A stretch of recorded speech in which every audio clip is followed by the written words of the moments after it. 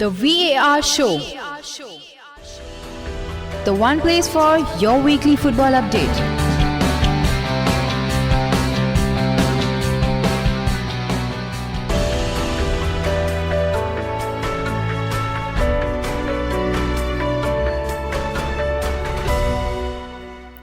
So hello, a very warm welcome to the VAR show, the show which talks about all the major football leagues in detail. Today we are going to conduct some interviews and we have former English Premier League referee and also former general manager of PGMOL, Mr. Keith Hackett with us. So without wasting much time, I would like to first thank Keith for coming on the show. Thank you and welcome to the show. And I would like to begin by asking you, how are you and what are you doing these days? I'm very well. I'm very much involved in several areas of referee education. I'm trying to convince through Pro India, a website, and the owner of that site to actually perhaps offer our services in terms of referee education and development within India. I'm also involved in a business that analyses sport across all sports, rugby, cricket, hockey, where it films at a low cost level, at grassroots level. And then through the analysis system that it operates, we can do that. At the same time, we operate as www.keiththereferee and .com. And that, I think, is aimed at trying to get a community around the world in terms of referees and other stakeholders in the game to begin to understand refereeing. And then finally, I'm involved with obviously I write for the Daily Telegraph here in England. I also write for a magazine in China called Football Weekly, and that has something like 2 million sort of readers. And I'm also involved with a business in Australia, and that is a company called UREF. And what that does is fans watch Premier League games, and they pull out the controversial decisions, and then the fans judge the decision. And I think so far, and then what happens is a week later I critique the incident and then give my expert view on that particular incident. More often than not, I'm actually agreeing with the fans that the referees actually made an error. That's the nature of football, I think.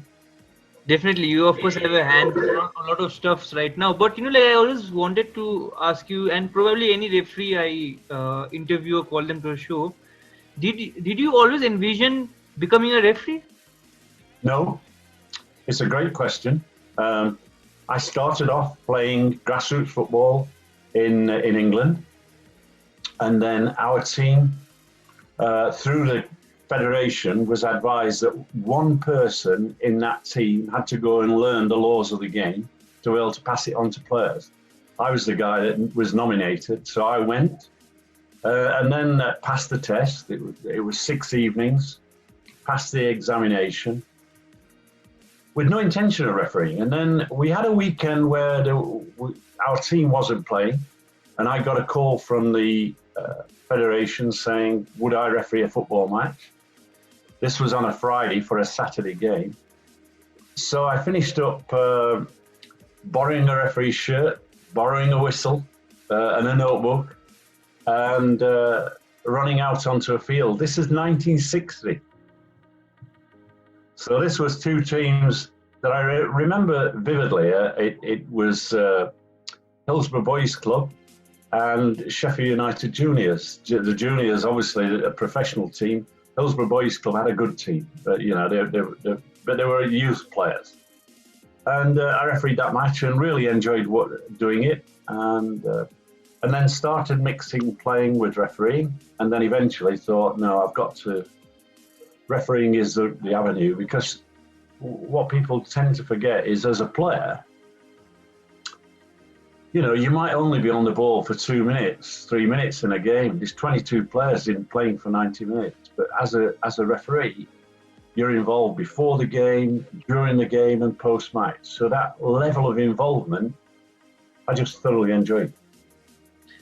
Definitely, again, similar to yours, do you actually think kids grow up becoming referees? do you think in the modern day, do you think kids will grow up wanting to become a referee? Well, in England, 7,000, I mean, there's 30,000 referees in England registered. And 7,000 leave every season. They retire or they've had enough or whatever. And 7,000 are recruited. So there's always a substantial number of people. You know, the great thing is that let's say you're a student at university and you've no earnings. You can work behind a bar. You can do other menial tasks, filling shelves in a supermarket.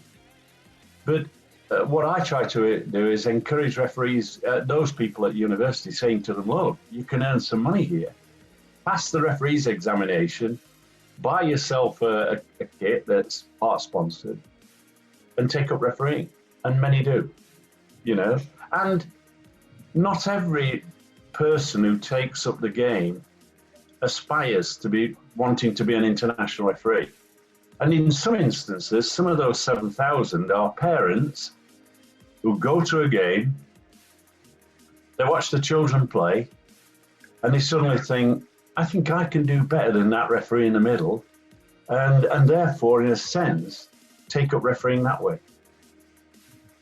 Definitely. And like I'll move to your career, and you have been referee close to in and around 25 years at the highest level. Plus. Certainly, yeah. 25 years at the highest level, yeah. I mean, I was effectively 12 years at grassroots football. So this was various ages, then semi-professional football, and then in '72, I became a linesman, assistant referee, and then shortly afterwards on to the middle of the Football League, and was there till 95, 96 when I retired, yeah. Definitely. And like, so I was... Yeah? Pardon? No, please continue. Well, I was one of the longest serving referees in the professional era. But of course, during my career, we didn't have professional referees. We were professional. We had to do the training. We had to do both on and off the field. We were critiqued in terms of our performances, marked by the clubs. And it was, I mean, I'm jumping the story, but when I retired from refereeing, because I'd lost a couple of jobs, you know, on one occasion I was a FIFA referee and I got a World Cup game in New Zealand versus Australia. I'd never been to that country before, so I got permission to go, but having refereed the game, I came back and my employer said, no, can't put up with the referee, so you're going to have to move on. And so it was at that point then that I said, all right, we've got to professionalize referees. We've got to make it a career, and then work for about 2 or 3 years convincing the Premier League, the Football League and the FA to set up the PGMOL. Definitely. So, you know, like in your career, if you can remember, which was the best game you had as a referee and which was the worst? I think the best game, I've many, because I also refereed on the North American Soccer League for 8 weeks as a guest referee. I think that for an English referee to aspire and be selected for an FA Cup final is the pinnacle of refereeing for an English referee in this country. Tradition. And I was fortunate to referee the 100th FA Cup final between Tottenham Hotspur and Manchester City. The first game went for a draw. So at that time, before the game, you're asked a question by the Football Association. Do you, Mr. Hackett, want a gold medal to recognise your appointment to this game? Or do you want a fee of £35? So for me, it was the gold medal. And after the first game, which was drawn, it was the first drawn game at Wembley. I walked up the steps not knowing we have to greet the Queen Mother She was at the game. And she's presented. Normally, she would present the medal. And as I'm moving towards the Queen Mother, I'm thinking, I wonder if I'm going to be selected for the replay, because there hadn't been a replay. And so I did the bow and shook the hand. And as I turned away, I wasn't given a medal. And so as I got to the top of the stairs to go back down onto the pitch, I realised that I was going to referee the replay. And the replay was something that is remembered regularly. For one thing, really, and that was, it was a terrific game. It was 3-2 in the end to Tottenham Hotspur. But the winning goal was a darting run by Ricky Villa, past 3 or 4 players, to put it into the back of the net. And the crowd just erupted. You know, that evening match, I think it was 90,000 spectators. And the Saturday game, it's over 100,000. They restrict the number out for a midweek game. So the highlight, that was the highlight. In terms of overseas, I think, internationals, I was very fortunate to referee at the Olympic Games. And I did the semi-final between Brazil and West Germany. And, you know, that was something special. 2 top teams with players. And then there were many other games. I refereed, interestingly, there were a couple of games that stand out in my international career. The first one is I suddenly got a call from UEFA, the governing body, to say you've been appointed to Gdansk versus Juventus. Now, albeit they were coming to the end of the uprising, there were still problems in Poland with solidarity. And so I arrived in Warsaw, and they took me to a hotel, and I said to them, look, you cannot do that. It's got to be, you know, you've got to actually go to a game and play, and I have to be in the stadium on the day of the match. And the good thing was that I then had to catch an aircraft from Warsaw to Gdansk and to referee this big match. Boniek, who'd been signed by Juve, the Polish international player, a star player, had in fact been transferred a few months earlier. So this was his first return to Poland. And before the game, I had to inspect the stadium. And on the way to the stadium, I inspected the stadium. And coming back, the driver suddenly said, look, Mr. Hackett, we've got a detour. And the detour was to meet Lech Walesa, who became the president, who was in fact the man that created Solidarity. So I met him and chatted and said to him, would he be at the game? He confirmed that he would, or maybe he would. And then during the game itself, the ball was kicked into the stadium and the crowd parted, and suddenly Walesa was on his own and everybody was shouting Solidarity. And I can tell you the funny side of it was that game was going live to Italy. And when that happened, it was cut off. So the broadcast finished. The government clearly were not happy. So that in itself was an enjoyable match. I did the European Euro Championships, the opening game in '88 between West Germany and Italy. That was an occasion. But one that stands out was on the unification night, when the wall was coming down. And I'd been to Moscow, I'd been to Czechoslovakia, Hungary, Poland, East Germany to referee their international team. So I understood what the wall was about. And here on the night of the match, the wall was going to open up. And on that evening, I refereed West Berlin versus Chemnitz, which is the eastern side of Berlin. And that was just incredible, because after the match, I was driven to where people were standing on the wall, and with pickaxes and hammers and chisels, they were breaking the wall down. It was a piece of history that I remember really well. Definitely. And while doing the research for this interview, of course, I'm jumping a lot of stories, but I got to know that you were very much instrumental, in developing or convincing the Premier League to develop goal line technology with Hawkeye. How difficult Yes. was it for you to convince them? Well, the first thing was this, that when I took over the job, I knew that we needed technology.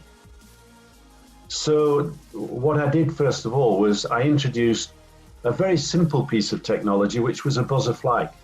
In the stick of the assistant referee's flag, he presses a button and that gives a vibration on the referee's arm. That really is just to attract the attention. And then I watched a game of rugby on television and listened to the referee. I could listen to what the referee was saying. So I went to Twickenham, which is the home of rugby in England, and talked to the referees and spoke to the head of the refereeing at the IRB, International Rugby Board. And I came away and put to the Premier League immediately that I wanted communication kits for referees in England. And so we decided not to go to FIFA for approval because that would take 5 years, 6 years. So what we did was we went out and bought them. So we purchased communication kits and we developed them. And now every country uses communication kits. So the basis was that I'd already introduced technology in several areas of the game. Sports science, which again wasn't used, vision science, sports psychology were all things that I'd introduced. And so here I was one particular midweek watching a game at Old Trafford in the director's box when there was a snapshot on goal, on Manchester United's goal by a Tottenham player. The referee, Mark Clattenburg, was near the halfway line. The assistant was in line with the second rearmost defender and he'd actually pushed right up towards or near to the halfway line. And the ball went fairly quickly to the Roy Carroll, the goalkeeper, taken a bit by surprise. He dropped the ball over the line. Now I could see from my position in the director's box that this was a goal. And I looked at my two colleagues, my employees, if you like, and I knew immediately they couldn't do anything about it. Because the one thing we say to referees, do not guess. Only give what you see. And so the goal wasn't given. The outcome of that was pretty dramatic for Tottenham because if they'd had those points, winning the game, they would have gone to UEFA, into a UEFA competition. So I came back and at a summer conference of the Premier League, I was asked by the owner of Fulham Football Club, Al Fayed. He was also the owner of Harrods at the time. And he asked me a question publicly in the meeting of all the owners and managers, given blue sky thinking, what would you introduce to football that would improve the game and improve refereeing? And I went, well, I would introduce goal line technology. And the immediate response was, well, do that then. We can afford it. And so I then started a 2-year working relationship with Hawkeye. After 1 year with testing, we got it down to less than a second, the decision, the buzzer. And then it took a further 4 years to convince the IFAB, the governing body, and FIFA that this should be introduced into the game. And I'm pleased to say that 9,000 plus games have gone now with no controversy except one. And that one happened a few weeks ago. I was watching the game, Aston Villa versus Sheffield United. I might say that I'm born and bred in Sheffield, but I'm not a United fan. I'm a Sheffield Wednesday fan. But nonetheless, I could see that the ball was over. So I waited for the referee, Michael Oliver, to give the goal. And the instinct is to look at where the assistant referee is. The assistant referee was in line with the second rearmost defender. So it was in a good position. And So I'm thinking, fine, and waited. And then you could see the players, you could see the referee, and I'm almost shouting at the screen saying, please go to the VAR. Please go to the VAR and have a check. And of course, they didn't do that. And I can say that I'm a great supporter of VAR. But let me tell you this, the way that we have introduced and operated VAR in England is a disaster. And because out of 380 games, only on three occasions has the referee gone to the pitch side monitor. So I'm deeply frustrated by that. And let me tell you why. A lot of decisions of the referee are subjective. Is it a foul? Is it not a foul? A simple equation. And the reason I support VAR is that when we look at the modern game, there's a minimum in the Premier League, 22 cameras covering the game. Minimum. And the process of a referee is to see, recognize, think, and act.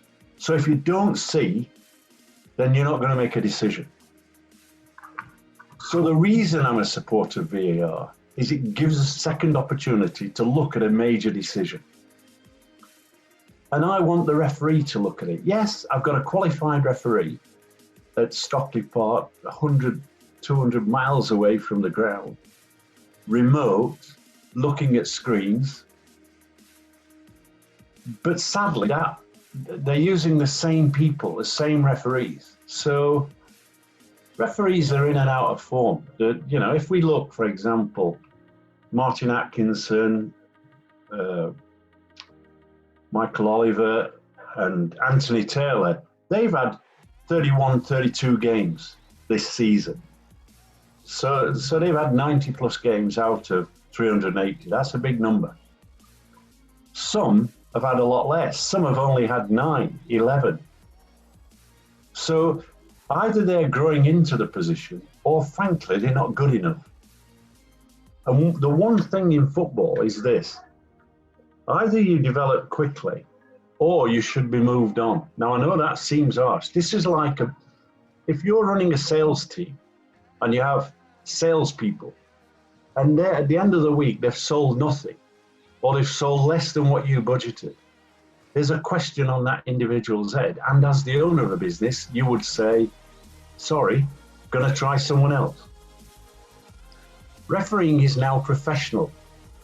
And moving from a professional status from one, I'm an amateur in a professional game as a referee, but dealt very professionally with things. The level of accountability has to be much greater. So we're relying on another referee in a room, divorced from passion, divorced from the game, making big calls. And that is, to me, has developed with our current crop of referees, some of them, not all. I'll wait and see. I'll let the man in the Stockley Park make the big calls and I'll just sit off a bit. And so as a result, we're getting hesitation. And I think when you get hesitation in your decision making without thought, without seeing, recognizing and thinking and acting, you're then going to you're guessing. And so the level of relationship between VAR and referee goes against the sort of criteria that I set up when I was the boss of the Premier League. And it was simple. Two assistant referees would work with that referee week in, week out. And therefore you would have each one would have a degree of accountability. But when there was a major error, the team took the responsibility. And with the VAR, he's divorced from that. And I think that I think that the move by FIFA, where Pierluigi Collina, probably the best referee that the world has ever seen, outstanding referee, has decided I'm going to get involved with VAR, and as FIFA, I'm taking control. And I think that the influence of that is he's been seeing the criteria that the IFAB, the governing body of the laws of the game, are not being carried out in the appropriate manner.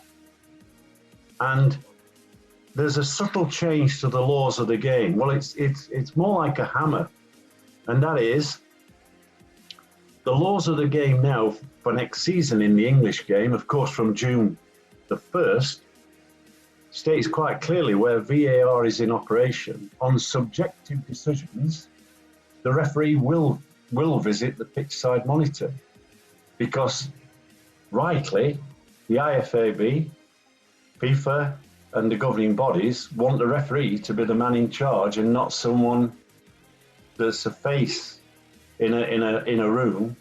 You know, he's a responsible referee, don't get me wrong, but you know, it's in his opinion. So you may have, you're actually saying this, look, you have a train driver and he has a great responsibility because he determines the speed at which the train travels, and he's got signals in front of him that he has to adhere to. That is the VAR criteria. What the man driving the train doesn't do is the man who's carrying the flag and the whistle at the back, the guard, he doesn't tell the train driver how to drive the train. He tells him when to start, and he gives a signal when to finish. And he'll wave a green flag and blow a whistle to indicate that the train can leave the station. VAR should operate on the same way. That the VAR operator is there to assist the referee to make the correct decision, just like the assistant referee. And so if we go back to that incident of goal line technology that we referred to, so we have technology that's worked brilliantly. It's on cameras at 500 frames per second, and there's 7 cameras around each goal. And we know it works well. It works brilliantly. You know, it's 98, 99% efficient. But what you have is a backup, and you always have to plan for failure in technology.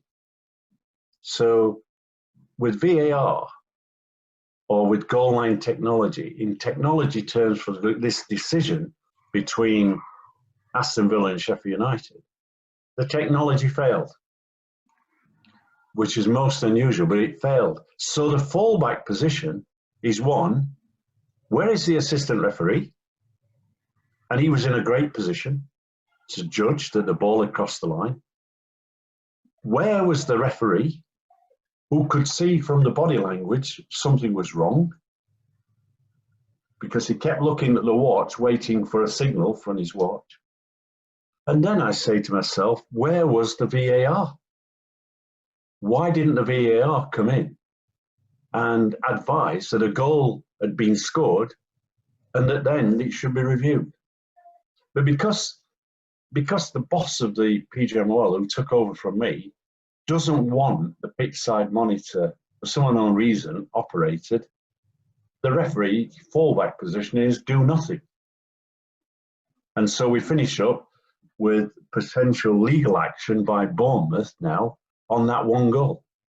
That I don't think it'll go very far, but it makes the point that if you bring technology in, it's important, and it's got to be fail safe, but no technology is. You know, you can pay 80 million for a jet aircraft and it's the best things that you've ever seen, but guess what? It has an ejector seat.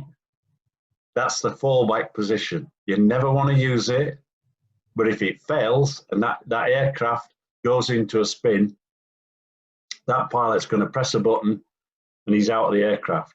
And if technology fails there's got to be a fallback position, and it didn't come into operation. So that's back to PGMOL, not VAR. Technology is not at fault here. Okay, on that one decision it failed.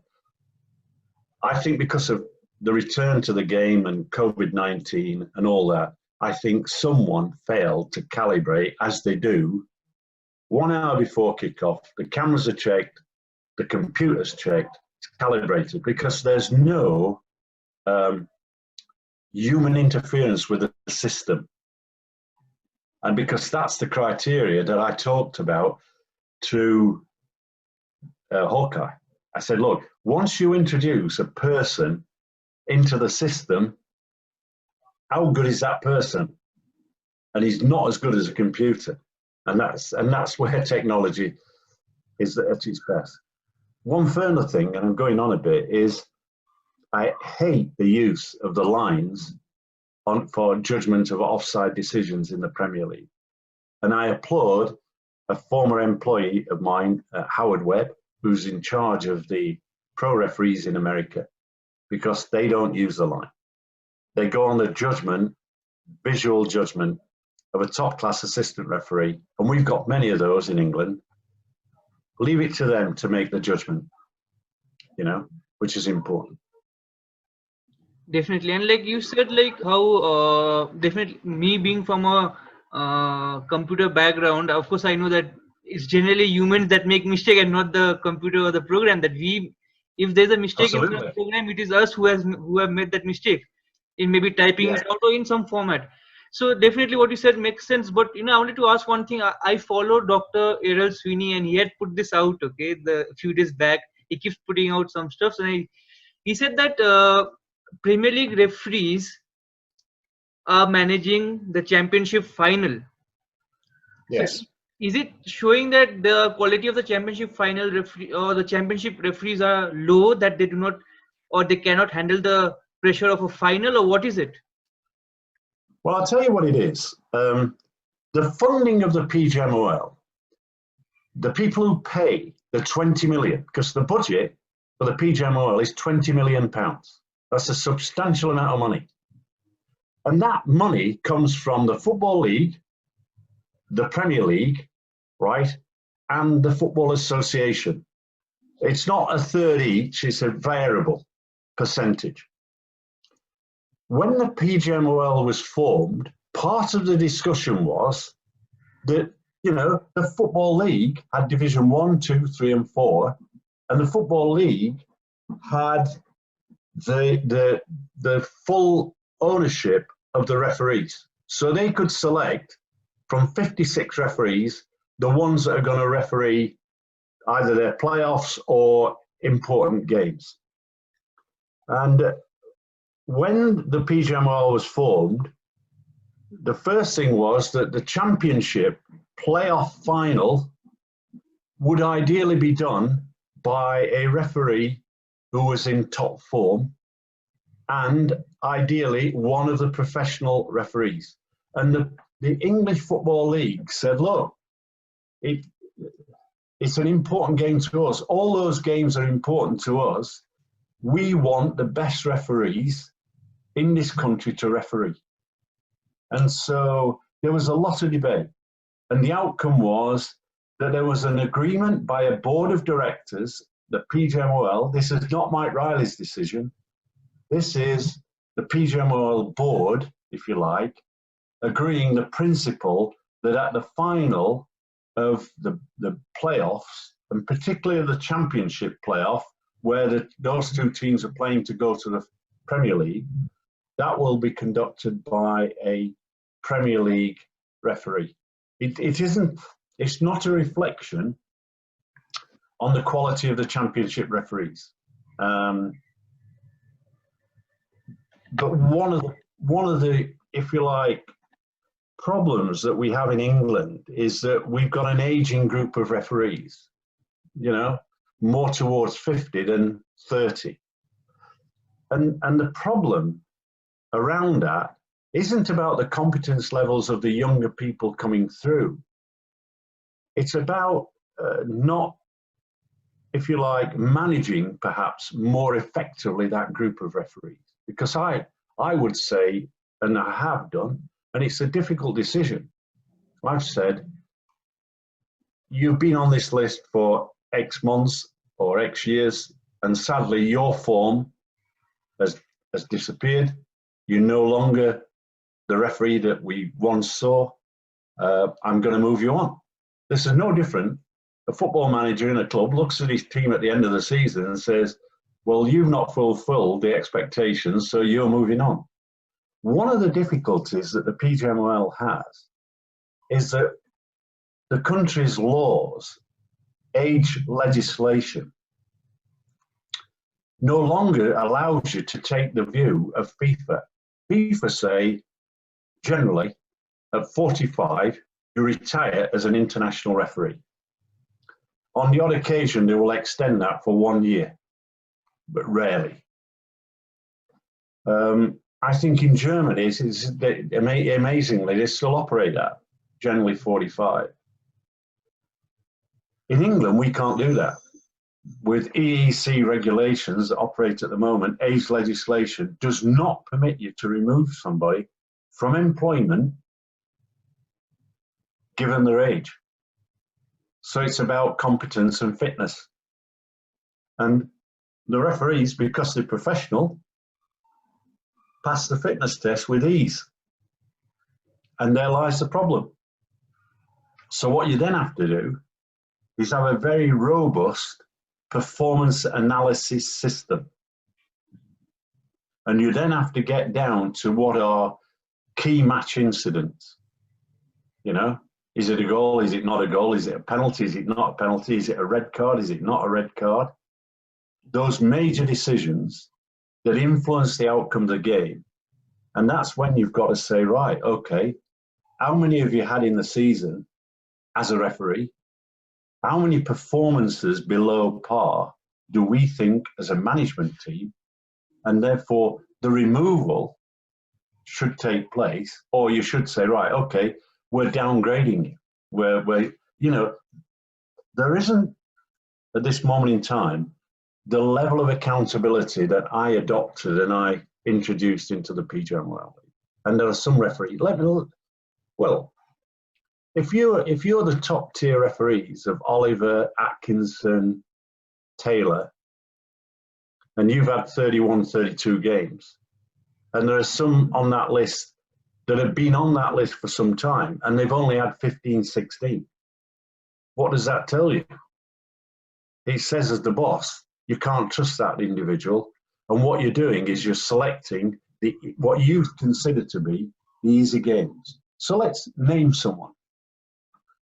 Because I don't pull punches. So you've got someone like Lee Mason, who's been on the list, probably the longest serving referee.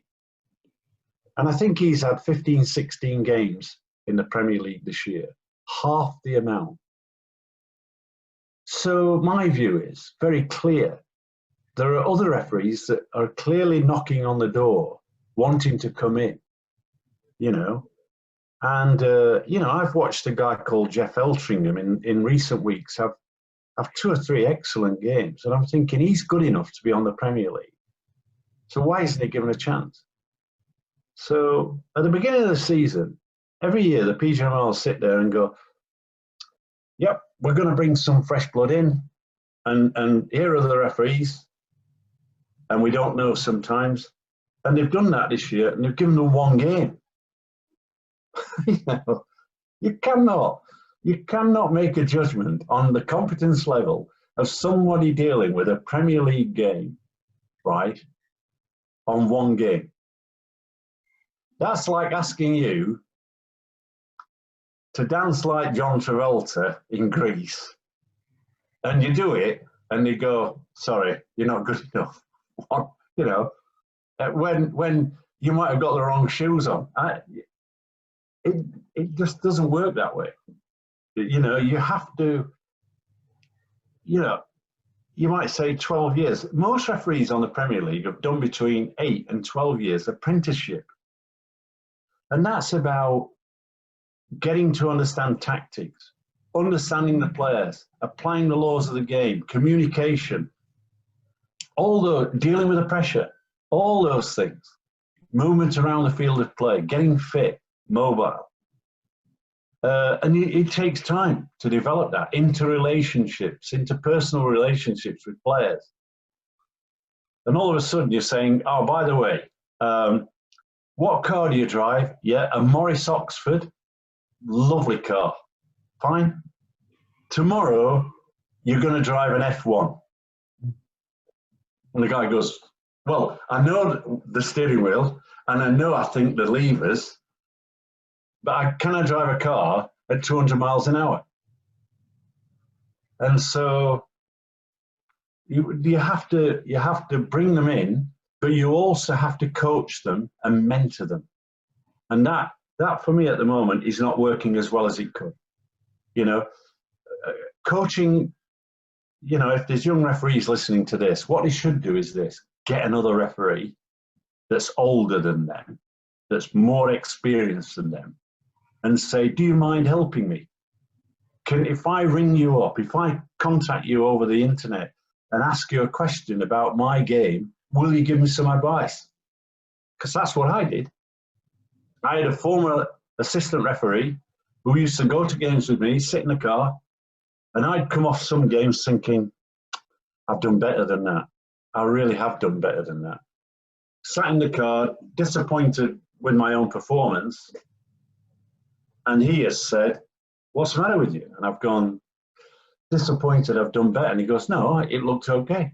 Everybody was happy. And then a few days later, you get an assessment and he gives you 9 out of 10. But that's, most sports people will tell you that they're always looking for improvement. They're always looking for improvement. So if you're Sachin Tendulkar as a cricketer, every time he played, the world's best, every time he played, and say he missed a shot, he would practice that before the next ball, like most cricketers do. Refereeing is no different. If you have a problem, you've got to try and understand why that problem was created and how you deal with it in the future. And this is part of my role now. It's part of the role is to coach, develop, and improve the standard of officiating around the world. And you achieve that through good communication and passing on those skill sets, you know, those experiences, giving confidence, you know. I mean, if you're sat now as a Premier League referee this week in England, and tomorrow is the FA Cup final, that game that we talked about, right? And if you've not had it before, the tradition in England is you only get it once. Now, I was fortunate, I had it twice, but I don't count it as twice. It's once. It's one game played over two matches. So what you've got is, if you're, for example, if you're Lee Mason, if you're Craig Pawson, if you're Paul Tierney, competent referee Paul Tierney and Pawson, if you think, they're probably going, well, this season, him have had the final, so it's down to a small group of select Group 1 referees. I'm going to work hard to secure it. And then somebody tells you at the end of the season, you're not selected, we're using a guy who had it a few years ago. Anthony Taylor's going to referee for the second time. Nothing wrong with Anthony Taylor as the referee. He's one of our top referees. But he's getting the FA Cup final twice. That's the first time that's happened since 1901. So you asked me a sensible question. Why does Premier League referees referee the Championship playoff final? I answered you in detail. The politics, the business aspect of it, and the requirements of the Football League to have the best referee on their key game of the season.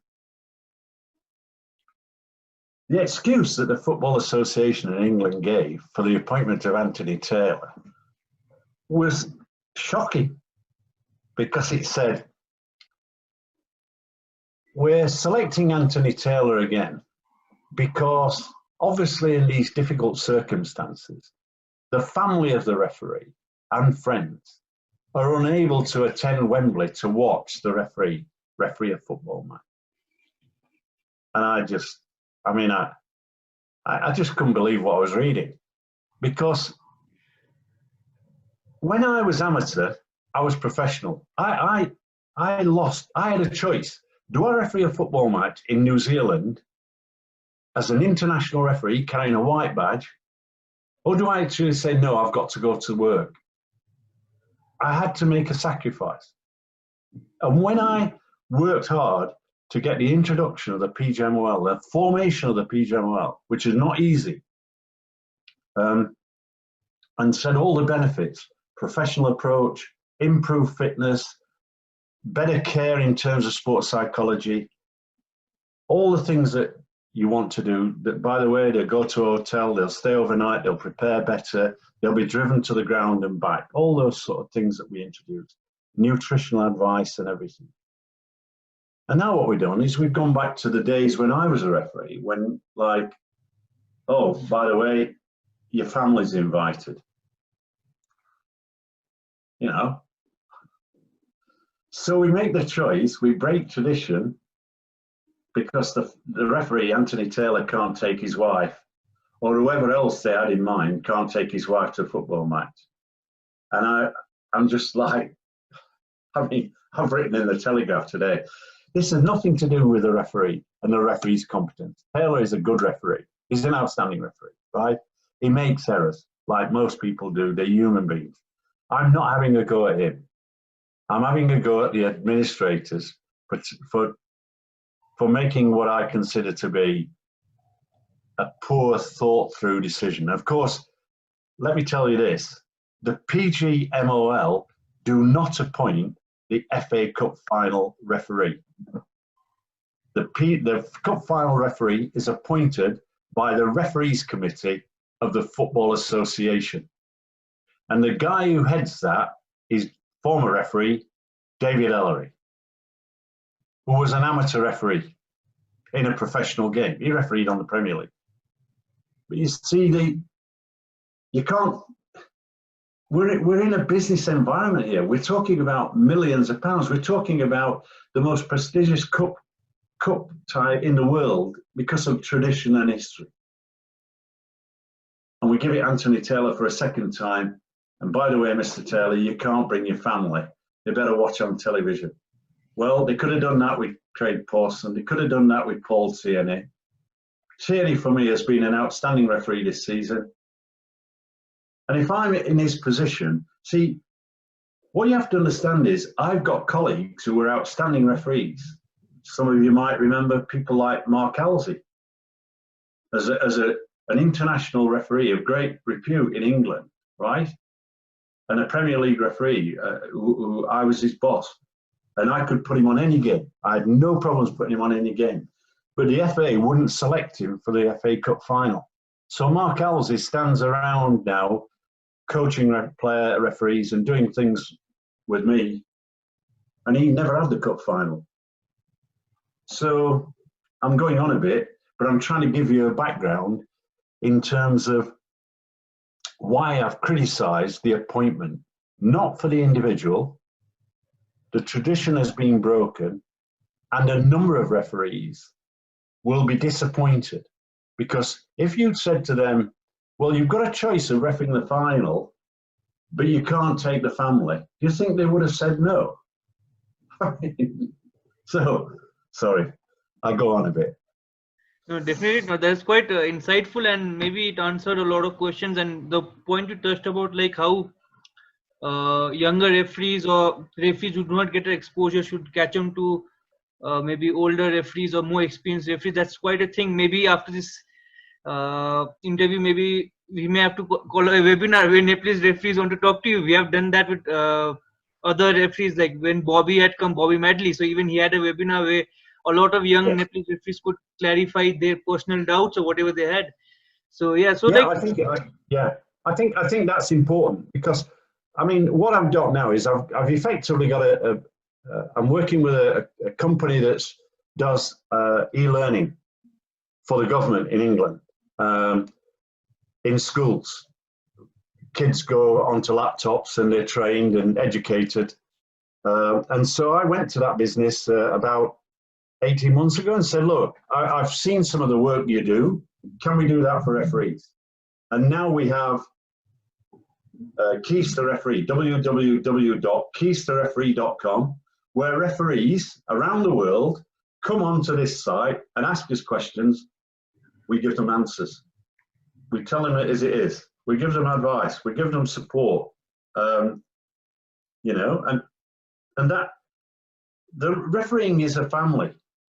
You know, once you take up refereeing, you've got plenty of friends. You might think that you're lonely, the guy in the middle, getting shouted at by the fans, booed at by millions around the world. The reality is, we're a pretty strong family, and we're pretty honest with each other.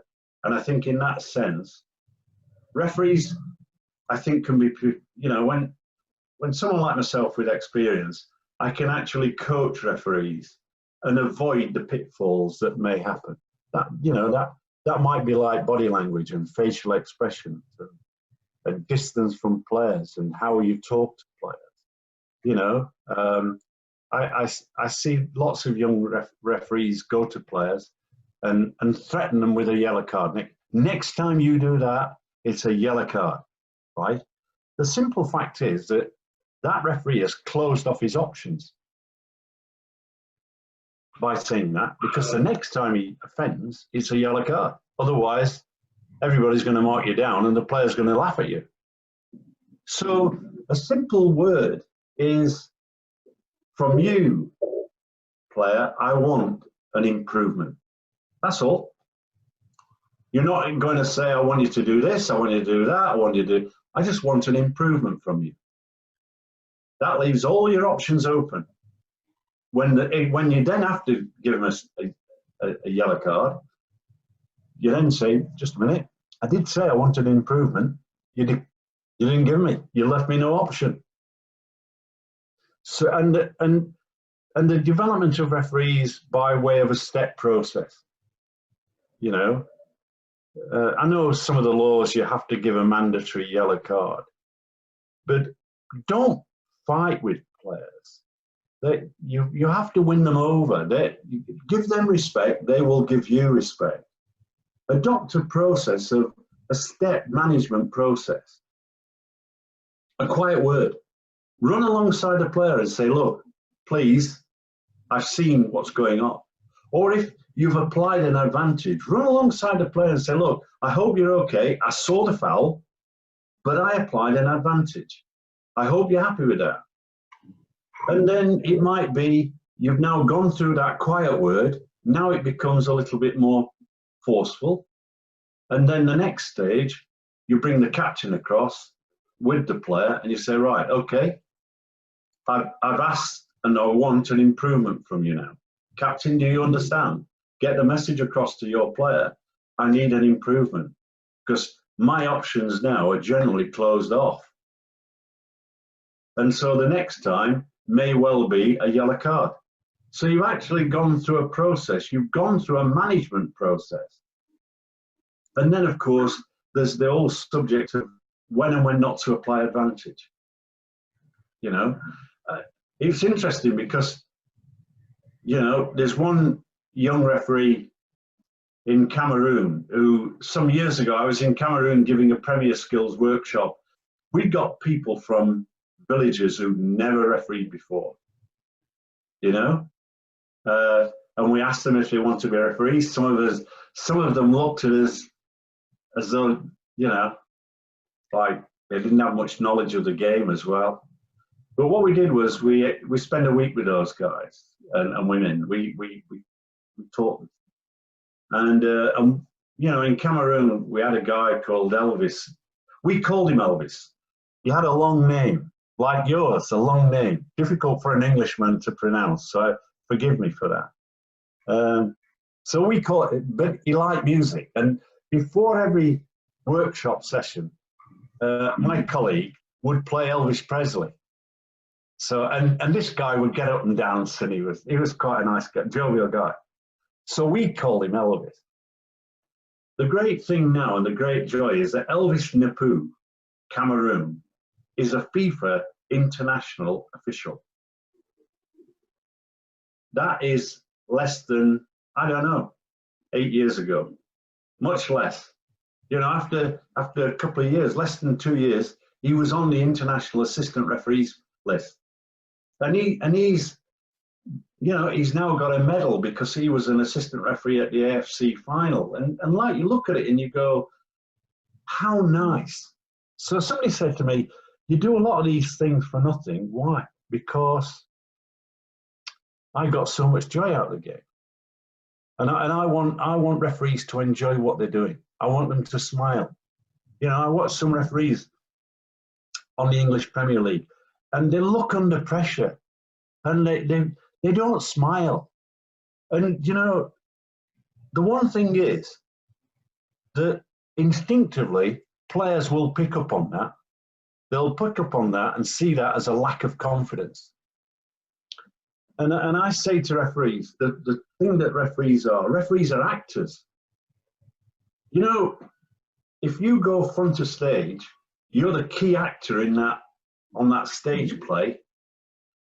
You can't be meek and mild. What you do is over-exaggerate. Your body signals, your language, all is exaggerated because you're trying to get a message across. That's no different to a referee. A referee, okay, you can fall back into the background and let the game flow and breathe, but there are times when you've got to be front of house. You're an actor. Inwardly, you're thinking, oh, this is a difficult decision. Oh, crikey. That's what happens in football. But I'm the man in black and I've got the whistle. I've got to make that call.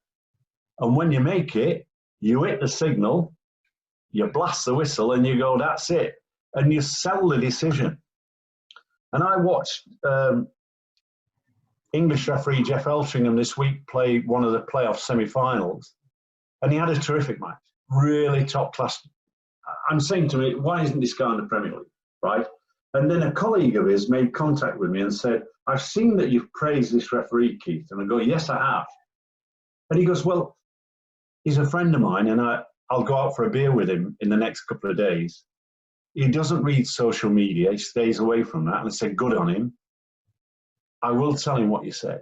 Have you anything else that you want to add? And I go, yeah. Tell Jeff to be a little bit more selfish and sell the decision with a firm arm signal and hold that arm signal longer period than he is at the moment, because he's making the signal. He knows which direction the throw-in is or which direction the foul is. Players don't. Spectators don't. So, communication, small bit. Sorry, I'm going on.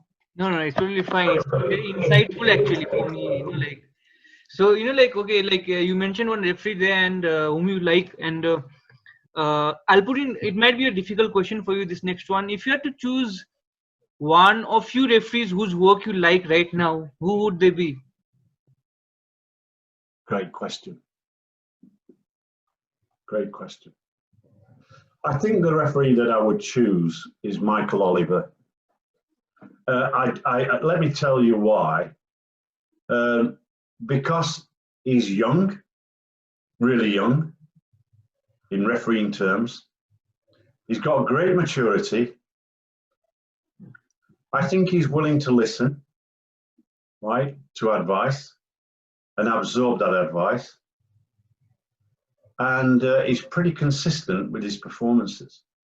However, he's still not at the next stage. You know, the guy, you know, if you look at Turkish referee Cüneyt Çakır, and you look at Björn Kuipers, the Dutch referee, they both had great, they've had a great career. They're outstanding referees. That's where Michael Oliver has to aspire to, because one of the shortfalls in this referee, right, and I'll always talk about the negative side, he's got plenty of positives. His negative is sometimes when he's got a game that is at the bottom end of the table, you know, he doesn't quite lift his game as much as he should. And therefore, He loses concentration, his awareness is not as good, and he makes mistakes. And I hope that, I don't know him that well. I hope that that is not arrogance in him, thinking, I'm better than this game. Because I'll tell you, if he goes into that with that attitude, the game will kill him. So my advice would be to him is, yes, I think you're our #1 referee in this country. You've got to get the consistency that Martin Atkinson puts into the game. You've got to move at the speed of which Anthony Taylor has got in the game. But at this moment in time, you're nowhere near the quality of Mark Clattenburg and Howard Webb. And those for me, and then Kalina. Because all I did as the boss was, when Kalina refereed in Europe, I had those films of those games.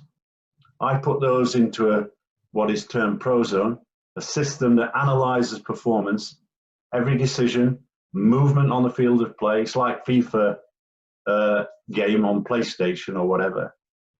And so I could analyze that performance. And let me give you an example.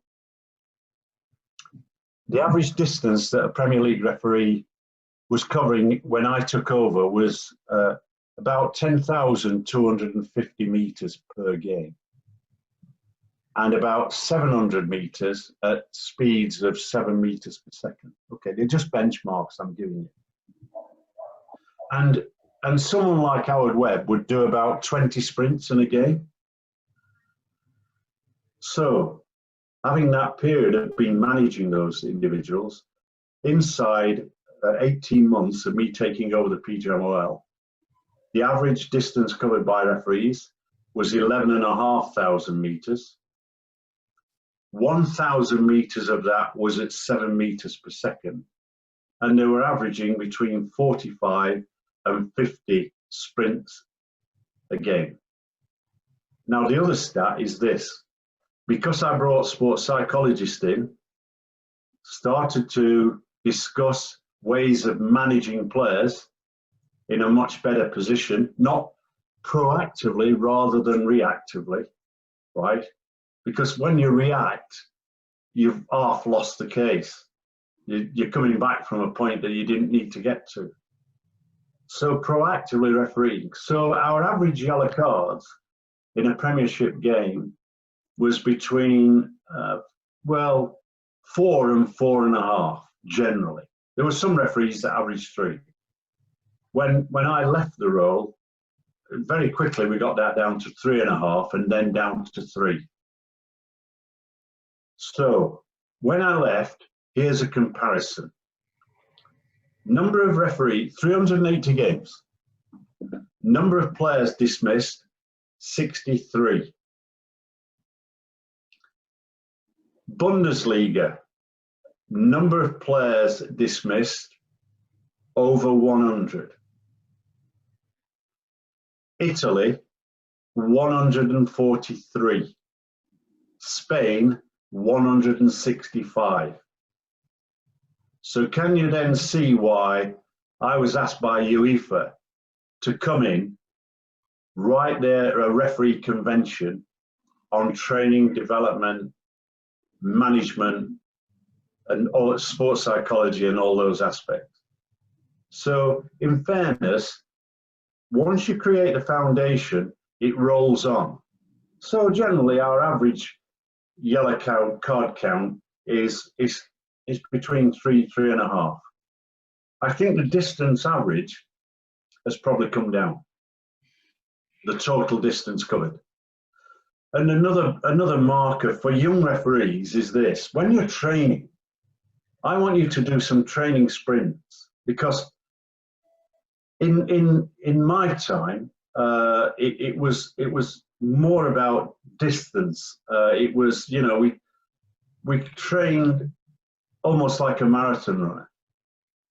When we started seeing the PGMOL and getting sports science involved, we needed to change, and we suddenly went dynamic. So a running coach came in, you know, to improve the start-off speeds, because the body was vertical of a referee, and as it energized, it went back to set off on a sprint.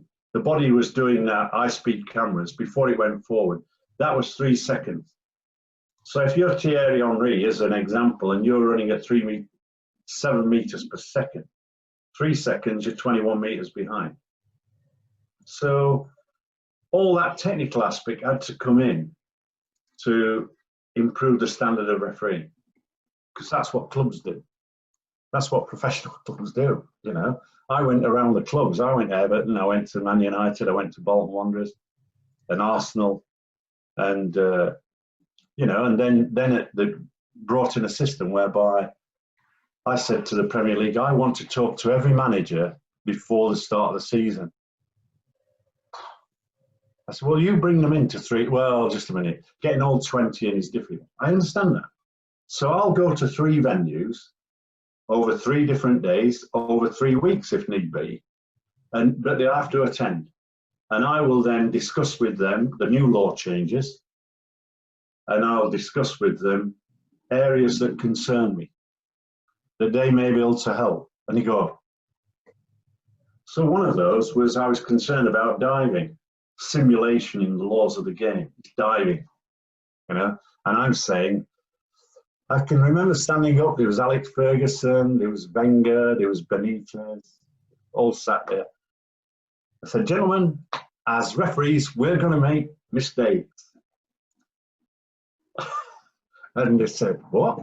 I said, right, let me tell you, your players are getting better at diving. I said, the terminology that they use in football is simulation.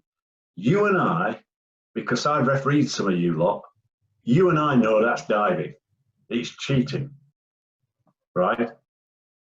So, Mr. Ferguson, this week, you will get a penalty against you, and next week, you'll get a penalty for you. It never evens out. It doesn't work that way in football.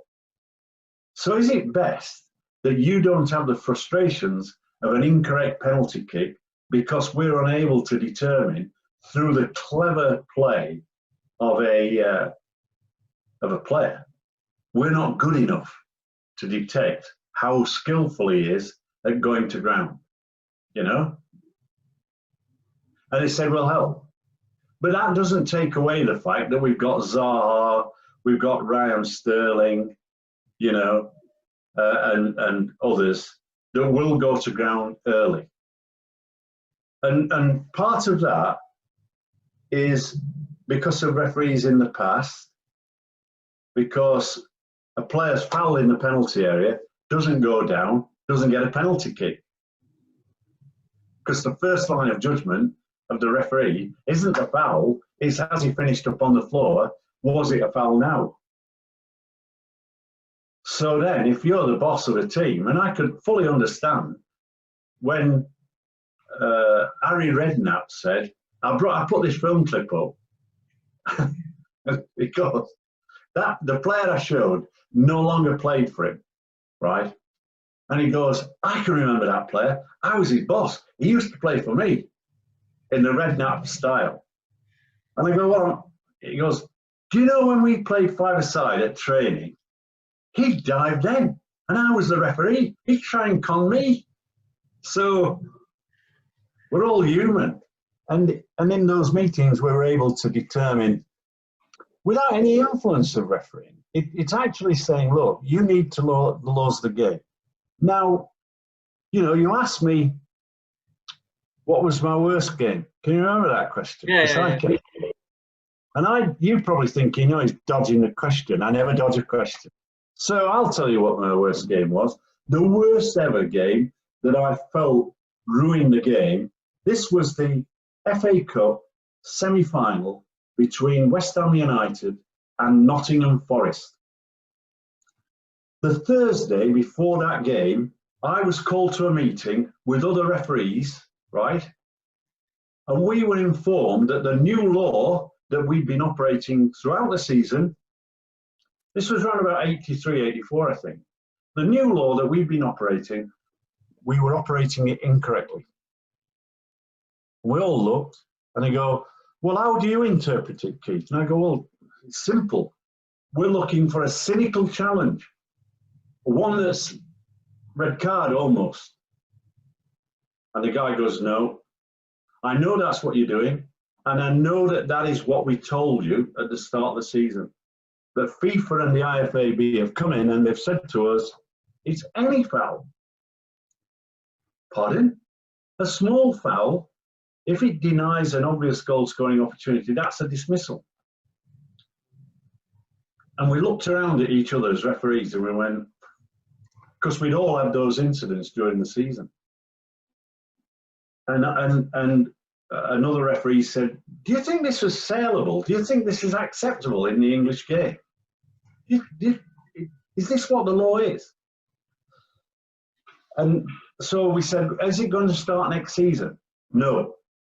The game's now. And of course, I'm the guy that's got the semi-final on the Sunday of this Thursday meeting. So the press are not aware.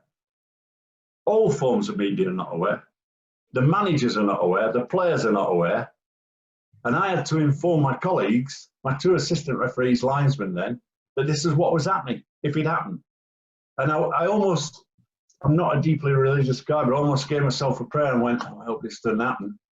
And of course, on the way, Gary Crosby of Nottingham Forest is brought down by Tony Gell.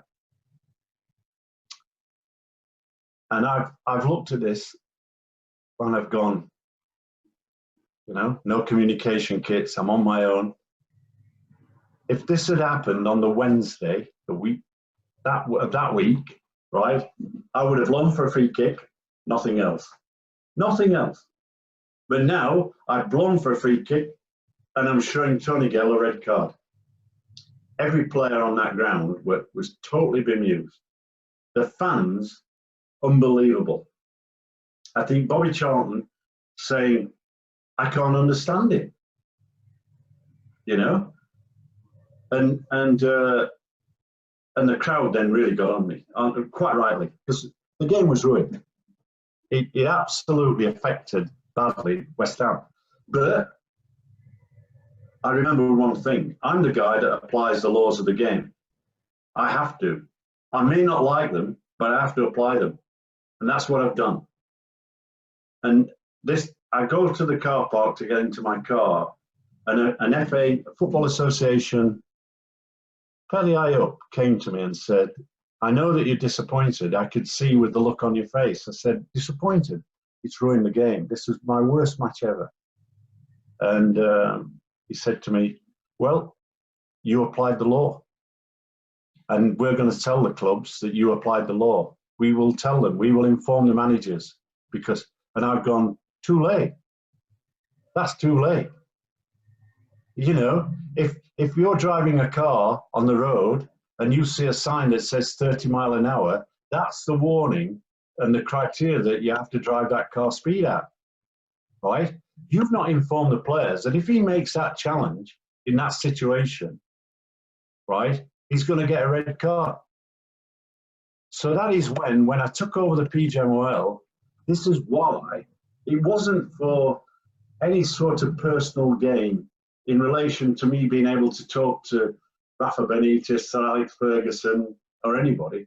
It was to actually say, gentlemen, before we leave this room, I want you to have a full understanding of the laws of the game and how we're going to apply them. You know, we know that there's been confusion around the handball law for many years in relation to hand-arm. What part of the arm constitutes the area that actually is penalised? And of course, they complicated that with this nonsense law that I don't like of an accidental handball to goal being disallowed, and a defender who can accidentally handle the ball and not he's not committing an offence. That complication is unhelpful to the referee. But they've now done a drawing that says the arm, the hand and arm, is up to the underside of the armpit. And at least we've got a definition. That drawing has to go to every club manager, and then the players have to be informed at all levels that is where hand on. So now if you use your elbow or your arm, you know, here, it can no longer constitute handball. Whereas if you watch the playoffs, we're still applying the old law.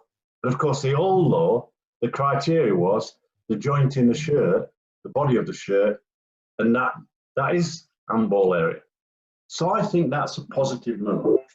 So I think that in those situations, that bit's helpful.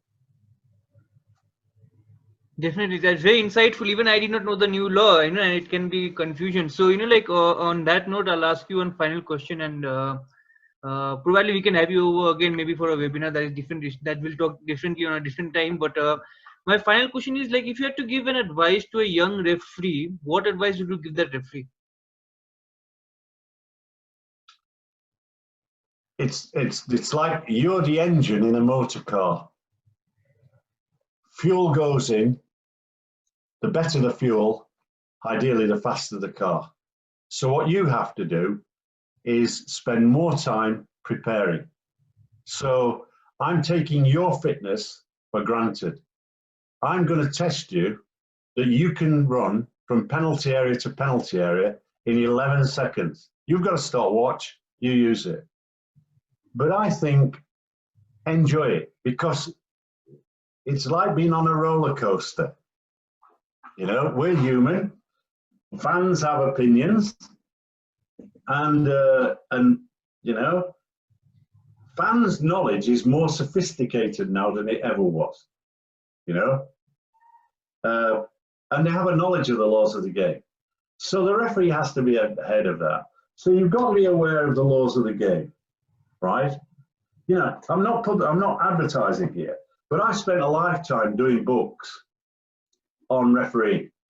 You know, working with an artist to say, well, okay, it's they look good, the actual incidents, but they're the laws of the game, and these are the questions that may be asked. So for me, put in the effort. Understand that you will have disappointments. That's the nature of refereeing.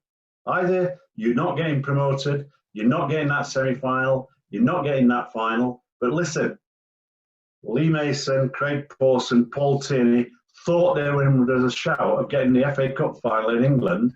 They're the elite referees around the world, and they don't get it. So they have got disappointment. So enjoy it. And if they want advice, look, if they come onto our website, I'm sure you'll repeat it at some point. If we'll offer advice. Email me. Go on my social feed. Ask me a question. And I'm only too willing, time permit, to give that level of advice that they want. But I want more people to take up the whistle. And I want parents of children to take up the whistle. And I want, you know, nothing would please me more than seeing a referee in your country run out at the World Cup. And that is achievable.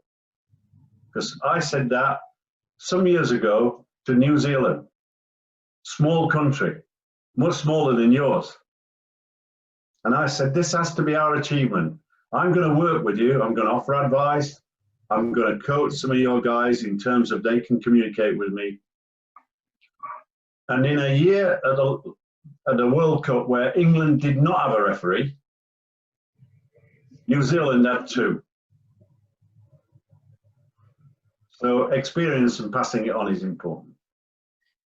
Definitely, and hopefully from this interview many would have learned, and probably like almost all the things, we'll have a lot of questions from referees which hopefully I can convey to you, and you can answer it in whatever way, form, provided you have time. So once again, thank you so much for coming on the show, Keith. Thank you so much for sharing your knowledge and whatever insight you have and whatever experience you have gathered throughout the years. And I wish you all the best for your future endeavors, whatever you're doing. You're doing a lot of stuff all over the world, and hopefully we can talk again soon. Take care. Bye. Stay safe. Let's do it again. Let's do it again. Thank you. Thanks very much. Bye. Bye.